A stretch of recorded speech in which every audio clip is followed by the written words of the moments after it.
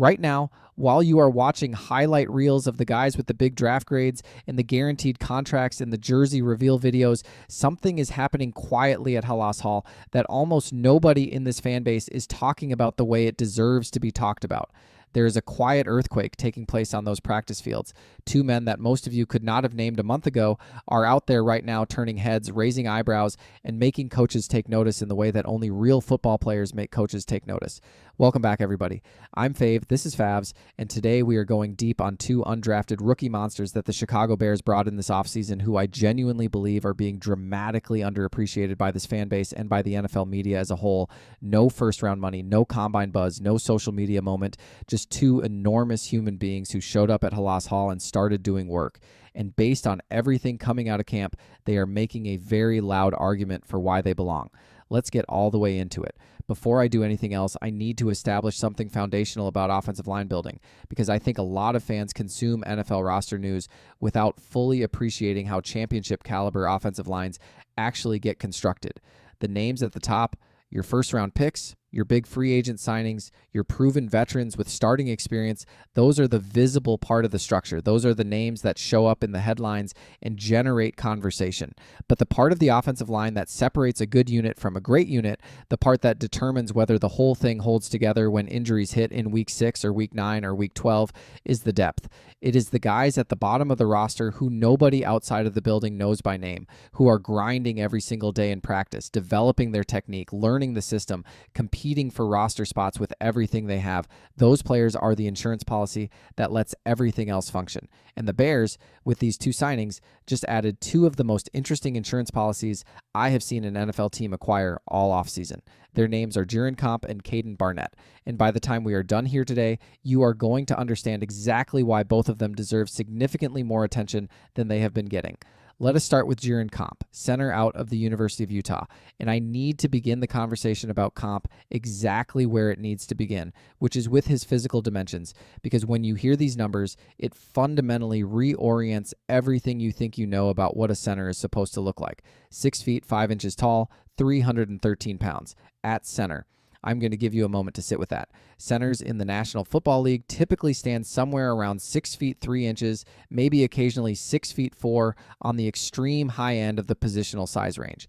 The conventional wisdom in offensive line scouting has maintained for decades that taller interior linemen face inherent leverage disadvantages, that the physics of pass protection and run blocking favor shorter, more compact players who can get underneath bigger defensive tackles and maintain low pad level throughout the duration of blocks.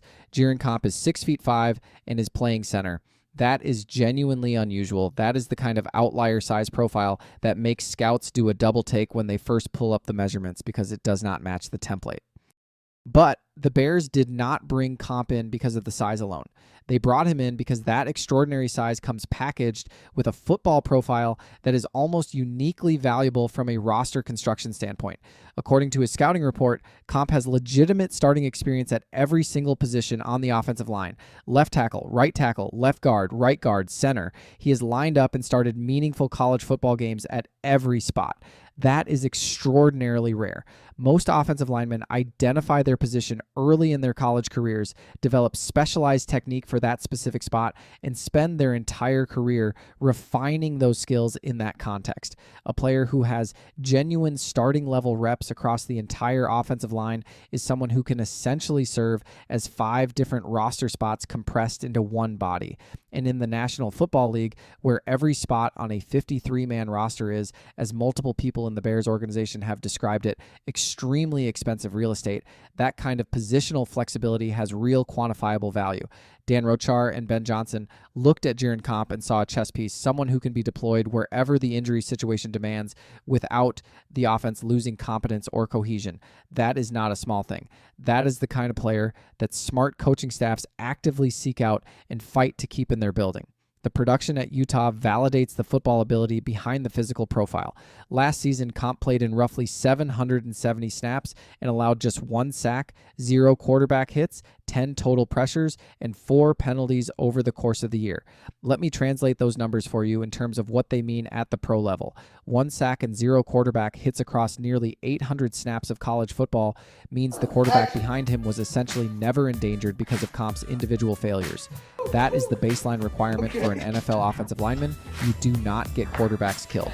10 pressures across that snap total is not an elite number, and nobody is going to claim it is, but it is a solid, respectable number that tells you Comp is not a liability in pass protection. He is not the player that opposing defensive coordinators look at on film and identify as the weak link they are going to attack all game. He is consistent. He is assignment sound. He does not make the catastrophic drive-killing mistakes that blow up offenses and put quarterbacks in danger. 4 penalties across an entire season tells you he plays with discipline. He is not a player who gets his team into bad situations through mental errors or undisciplined technique. His scouting report specifically highlights his football intelligence as one of his most valuable traits, and for a center, that matters more than almost any other position on the line. The center is, without any exaggeration, the quarterback of the offensive line. Before every single snap, the center is responsible for reading the defensive alignment, identifying the Mike linebacker to set the protection, communicating the blocking scheme to the rest of the line, and making sure every player is on the same page before the ball moves. If the center gets that communication wrong, if he misidentifies the blitz package or miscalls the protection scheme, the entire front can break down regardless of how well the individual linemen execute their assignments. Centers who can do that job at a high level under pressure, who can process defensive information quickly and distribute it accurately, are genuinely valuable even if the rest of their game is ordinary. Comp's ability to read defenses pre-snap, communicate protections, and diagnose complex stunts and blitzes almost instantaneously is listed as a core strength in every evaluation of his game. That cognitive dimension of his profile is what makes him interesting beyond just the physical measurements. Now, here's the part of the Jiren Comp story that I genuinely respect, and that I think adds an important dimension to understanding who he is as a player and as a person. He is 26 years old. That is older than your typical undrafted rookie, and the reason for that age gap is something that deserves to be treated with more than a passing mention. Before he ever set foot on a college football field, before he ever ran a single college practice rep, Comp put his entire athletic career on hold to go on a 2-year mission trip to Brazil. He did not start his college football career until he was 20 years old. And then, with the NIL landscape transforming college football and allowing players to monetize their careers while still enrolled, he stayed at Utah for 6 full seasons, accumulating 41 career starts and earning all conference recognition along the way. The age that cost him in the draft evaluation process is directly attributable to a deliberate choice he made to prioritize something he believed in over football advancement. That is character. That is the kind of internal value system that coaches look for when they are trying to build a locker room culture. His scouting report describes him as an elite culture setter, a team captain, and someone his teammates consistently rally around. The Chicago Bears, under their current leadership, have been extremely deliberate about the kind of character they bring into that building. Jiren Comp fits that profile in every dimension.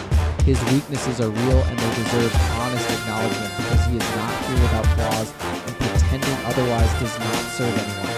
His athletic traits are described as average rather than explosive. He lacks the elite burst and high-end lateral agility to recover quickly when beaten off the snap, which means he cannot compensate for positional errors the way a more athletic player can. His height, which is so visually impressive and creates such an unusual size profile, can actually create leverage problems against shorter, more compact, more explosively powerful NFL nose tackles who attack low and try to get under his pads and leverage him upright. Winning the low leverage battle at 6'5" is physically harder than winning it at 6'2", and at the NFL level, where the athletes across the line of scrimmage are exponentially more powerful than anything Comp faced in college, that leverage challenge gets magnified. The scouting report also characterizes his game as finesse over power. He wins with positioning, angles, and intelligence rather than by physically dominating defenders at the point of attack. In the National Football League, when a 340-pound nose tackle decides he is simply going to try to drive a center backwards with pure brute strength, finesse over power occasionally gets exposed in very visible ways. But Fave's honest take on these weaknesses, they are the exact kind of weaknesses you expect from an undrafted free agent. They are the kind of weaknesses weaknesses you can coach around, scheme around, and develop away from over time. Every player at this level of the roster has weaknesses. The question is always whether those weaknesses are fundamental and uncoachable or whether they are technical and correctable with the right instruction and the right system. For Comp, whose weaknesses are largely about athletic limitations and leverage technique rather than football intelligence or effort or character, the answer is that Dan Rochar has real material to work with here.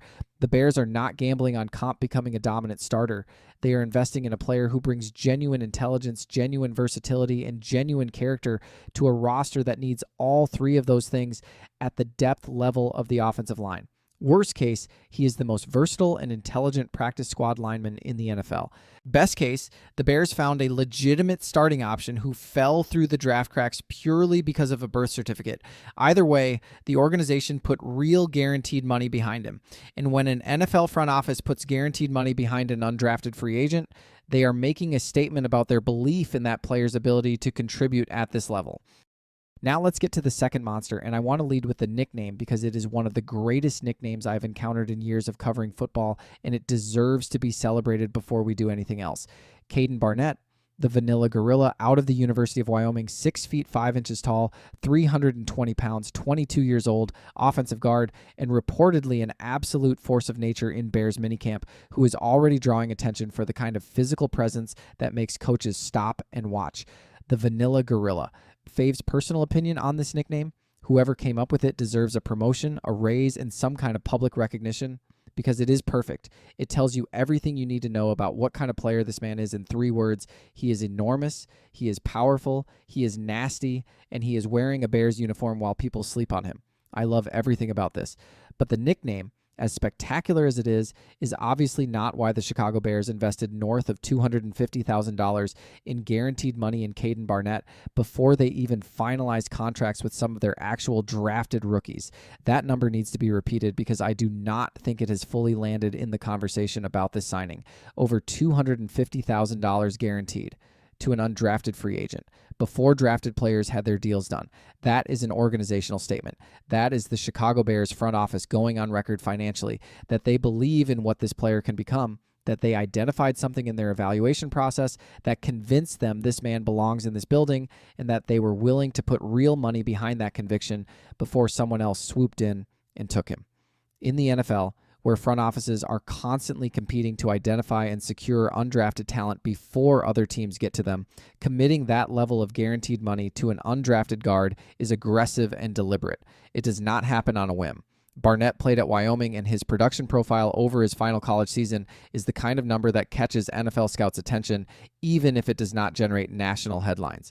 In 10 games last season, he played over 790 snaps and allowed just 1 sack, 6 quarterback hits, 18 pressures, and 4 penalties.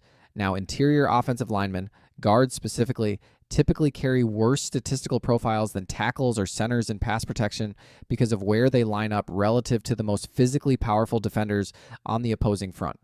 Guards are positioned directly across from the 3 techniques and nose tackles, the interior pass rushers who combine elite power with elite quickness and who are designed specifically to win inside battles. The statistical punishment guards absorb is inherently higher than what tackles face. When you adjust Barnett's numbers for that positional context, the production reads as solid and genuinely promising for a player making the transition from a Mountain West program to the professional level. Barnett earned second-team All-Mountain West honors in his final college season, which tells you that the conference itself recognized him as one of the better interior offensive linemen in his league. He also showed positional flexibility at Wyoming, spending time at right tackle before moving inside to right guard, which adds another dimension to his appeal from a Bears roster construction standpoint. A player who has started games at tackle and guard in college can be deployed in multiple spots at the professional level, giving coaching staffs additional flexibility when injury situations arise and roster decisions need to be made quickly. The physical profile is where the Barnett conversation really accelerates. 6 feet 5 inches tall, 320 pounds with 33.5-inch arm length. His scouting report describes him in language that is not typically applied to offensive linemen with this level of understatement as built like a refrigerator. And that is not hyperbole. That is a functional description of how his body is constructed, a wide, powerful, dense frame with exceptional arm length that allows him to engage defenders before they get into his chest and control the point of contact from the moment of the initial punch. That arm length is the difference between a blocker who is constantly fighting to survive and a blocker who is imposing his will on every rep. When Barnett gets his hands into a defender's chest first with those 33.5-inch arms, the defender is essentially already losing the battle before he has had a chance to do anything about it. His baseline strength and anchor against power and bull rushes is described as excellent, which is the specific physical trait that matters most for an interior offensive lineman in the National Football League, where the most dangerous defensive tackles are going to try to walk guards and centers back into the quarterback's lap with pure brute force. Can you hold your ground? Can you absorb the impact and reset the battle? Can you stop a 330-pound defensive tackle from moving you backwards against your will? Barnett can. That baseline anchor strength is not something you can easily teach. You either have the physical foundation to hold your ground against elite power, or you do not, and Barnett has it. The athletic testing data at his pro day is the part that genuinely surprised evaluators and should surprise Bears fans too. He clocked an impressive 20-yard shuttle time, a metric that has historically correlated strongly with starter-level success rates for interior offensive linemen. The 20-yard shuttle measures short area lateral burst and change of direction ability, which are the precise physical capacities that allow guards to execute zone blocking assignments that require lateral movement, angle setting, and quick positional adjustments in real time. Ben Johnson runs a zone-based running game. The Bears' offensive system is architecturally designed around movement, angles, and lateral execution from the entire offensive line. When you discover that a 320-pound guard ran the 20-yard shuttle in a time that projects favorably to starting success in the NFL, and that guard is playing in a zone blocking scheme that specifically rewards those athletic traits, that is not a coincidence you dismiss. That is a player whose athletic profile fits the offensive system he is playing in. That is an organizational evaluation win. His ability to wash defensive tackles down the line of scrimmage and seal running lanes for zone carries is highlighted in multiple evaluations, which connects directly to what the Bears need from their interior offensive linemen in Johnson's system. Creating clean running lanes for zone carries requires a guard who can move his feet, set his angle correctly, and sustain blocks through the play, not just a mauler who fires off the ball and tries to blow someone up on every snap. Barnett's combination of power and tested lateral athleticism gives him the tools to do both. He can anchor in pass protection, and he can move in the run game, which makes him a legitimate weapon in a zone running scheme rather than a specialist who only operates effectively in one context. The scouting report has weaknesses for Barnett, and I am going to address them directly because honest evaluation is the only kind worth doing. His lateral movement can get heavy-footed at times. He lacks the elite lateral quickness and agility to consistently slide and mirror the fastest interior pass rushers who attack the extreme outer edges of his frame. When a quicker 3 technique gets into his outside shoulder and tries to turn the corner inside, Barnett occasionally struggles to redirect his feet fast enough to cut off the angle. His execution on combination blocks, those situations where 2